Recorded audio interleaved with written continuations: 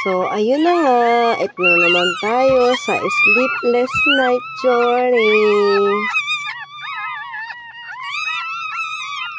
Ayan, nagpupo. Ba't kaya yellow yung pupo nila? Yung mama dog kasi parang may problema sa gatas niya. Kaya hunted yung ginagawa ko. Battlefield. Bulol na sa antok. Ito yung gamit ko. Hindi ko pinapadeda sa mama dog kasi yung poops nila nagiging ganyan, oh. Parang may problema sa wala pa yung in-order kong yung pad. Ay.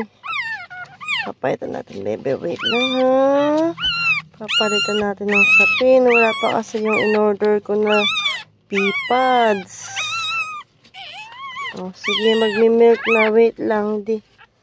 Ako mahawakan ng cellphone. Babay na sa inyo, guys. Magpapadede muna ako ng mga daga. Night.